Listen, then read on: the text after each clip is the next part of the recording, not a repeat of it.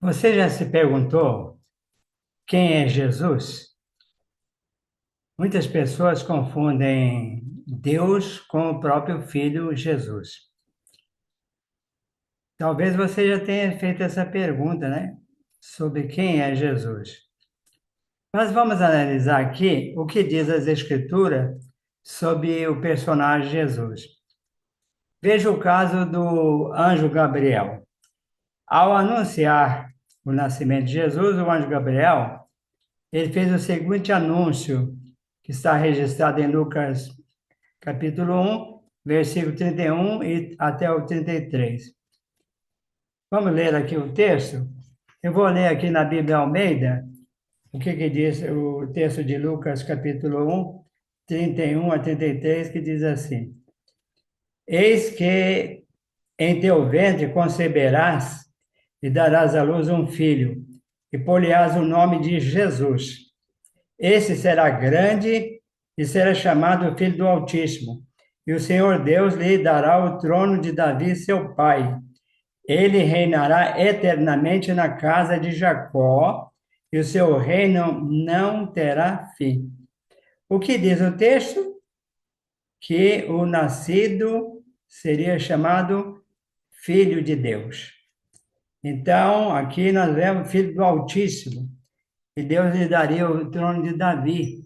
Então, Jesus é o herdeiro do reino sobre o povo de Deus, no caso, na época era Israel.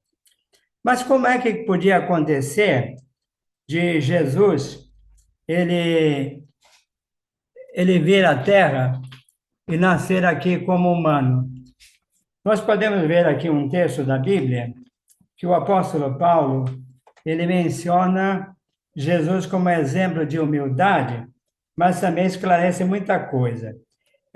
Filipenses capítulo 2, versículo 5, diz assim: Mantente a mesma atitude que Cristo Jesus teve. Embora ele existisse em forma de Deus, nem mesmo chegou a pensar na ideia de tentar ser igual a Deus. Pelo contrário, ele abriu mão de tudo que tinha e assumiu forma de escravo e se tornou humano. E o versículo 8 diz: Mais do que isso, quando ele veio como homem, ele se humilhou e se tornou obediente a ponto de enfrentar a morte, sim, morte numa estaca. Aqui o texto menciona Jesus Cristo como uma pessoa submissa a Deus, ao ponto de deixar a sua natureza celestial, espiritual, e vir a se tornar um simples humano. E nessa posição, ou nessa categoria de humano, ele foi muito humilde a ponto de até mesmo sofrer e morrer pela humanidade. Então, assim, nós vemos que esse texto deixa claro que Jesus Cristo é o Filho de Deus. Ao ser batizado, quando ele se dirigiu a João Batista no Rio Jordão para ser batizado, o, o batizador João, ele fez o seguinte comentário acerca de Jesus. Ele diz assim: Eu vi isso, o Espírito, descer em forma de uma pomba, e dei testemunho de que este é o Filho de Deus. João capítulo 1, versículo 33 e 34. O que João disse? Que ele deu testemunho de que este é Deus, não, o Filho de Deus. Para saber o que os apóstolos pensavam sobre ele como pessoa, Jesus perguntou aos apóstolos: E vocês, o que dizem que eu sou? Aí está registrado, ou o apóstolo Mateus registrou, em Mateus capítulo 15, a resposta de Pedro, que diz assim: O Senhor é o Cristo, o Filho do Deus vivente. Isso está em Mateus 16, 16, essa é a resposta. Mas Jesus então respondeu a Pedro, ou concluiu, dizendo assim: Isso não foi revelado por homens, mas por meu Pai que está nos céus. Mateus 16, 17. Então, o que Jesus mostrou? Que Pedro, ele recebeu orientação divina para dar a resposta, que ele era o Cristo, o Filho de Deus vivente, ou para entender isso. Bom, será que existe uma confirmação que seja maior do que essa, de que o próprio Jesus Cristo disse isso, né? Que Jeová, o Pai de Cristo, havia revelado a Pedro para ele dar essa resposta. Então, vemos que é importante nós chegarmos a entender que as Escrituras são muito claras quando fala sobre a pessoa de Jesus. Mas será que isso diminui Jesus? Não, não diminui, porque a Bíblia até mesmo fala no livro de Isaías que ele seria chamado de Deus poderoso e até mesmo Pai eterno e Príncipe da paz. Uma outra oportunidade, vamos explicar isso, o que significa cada expressão. Mas a expressão Deus poderoso significa que ele tinha poder.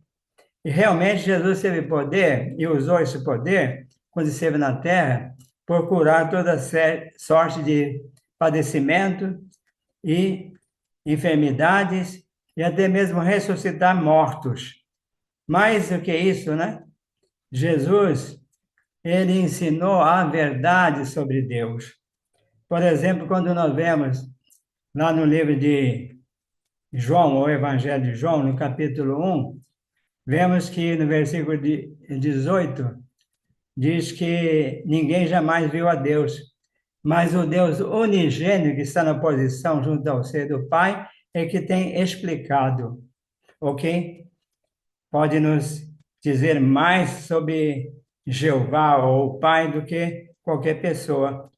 Então, assim, vemos que Jesus não é igual a Deus, não em poder também, porque João 14, 28, aí Jesus disse, o Pai é maior do que eu. Então, vemos que Jeová, ou Deus, o Pai de Jesus, ele é o único chamado de Deus Todo-Poderoso, ou El Shaddai, em hebraico, e Pantocrator, em grego. Mas vemos também que há muitas declarações na Bíblia que mostram a posição de Deus em relação a Jesus. A Bíblia, por exemplo, 1 Coríntios 3, 23, diz que o Cristo pertence a Deus. Quer dizer, é alguém submisso ou aquele que serve a Jeová. A Bíblia diz também em 1 Coríntios 11, 3, que Cristo é a cabeça do homem, mas Deus é a cabeça do Cristo, ou cabeça do Cristo. Isso quer dizer que Cristo tem uma autoridade sobre a sua cabeça, que é o próprio Deus.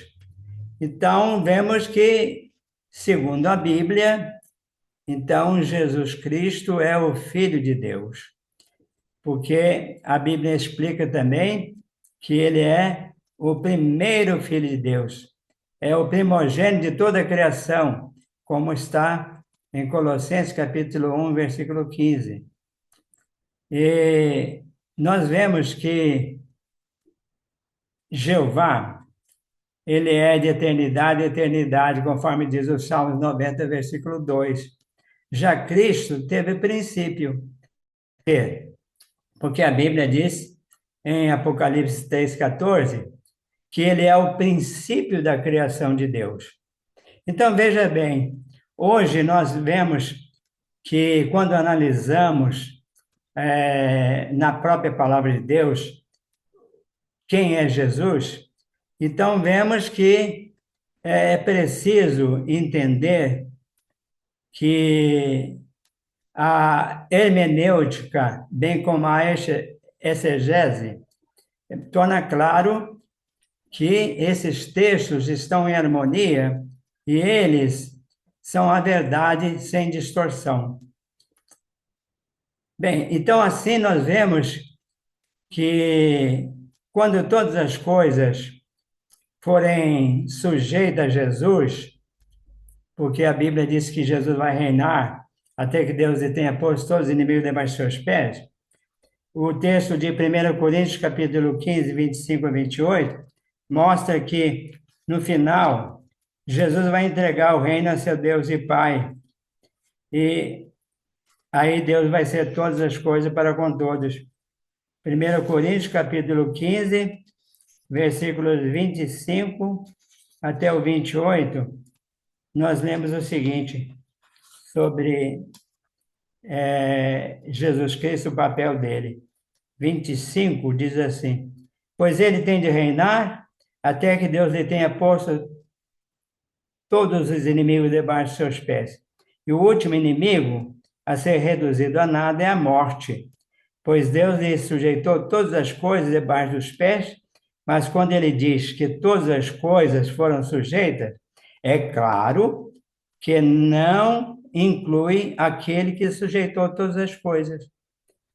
No entanto, quando todas as coisas lhes tiverem sido sujeitas, então o próprio Filho também sujeitará aquele que sujeitou todas as coisas, para que Deus seja todas as coisas para com todos. Então, o que que nós aprendemos desse texto? Aprendemos que Jesus Cristo, ele tem um papel importante de trazer a harmonia na terra que havia no princípio. A Bíblia menciona que por meio de um homem entrou o pecado no mundo e a morte se espalhou a todos. Mas por meio de Cristo, como o Cordeiro de Deus, ele vai tirar o pecado do mundo. Assim nós vamos poder viver num paraíso sem pecado, sem sofrimento. Bom, nós falamos aqui sobre hermenêutica e exegese. Então, exegese é o processo de interpretar e explicar o texto, geralmente bíblico-literário. É como se fosse um detetive analisando cada palavra e contexto histórico, cultural e linguístico para entender o significado original do texto. A hermenêutica é a teoria e a metodologia por trás da interpretação. É como se fosse um filósofo pensando sobre como interpretar e quais os princípios e métodos que guiam a interpretação. Então, exegese é como fazer, e hermenêutica é por que fazer assim. Bom, se os pastores usam muito essa expressão, exegese e hermenêutica, por que que eles não colocam em prática? Por que que eles temam ou insistem em dizer que existe uma trindade, quando a Bíblia não dá essa base? Tanto falando assim, pela hermenêutica e pela exegese, isso não é possível. Então, não entendemos por que que eles insistem em explicar a Bíblia do modo como eles têm feito esses anos todos.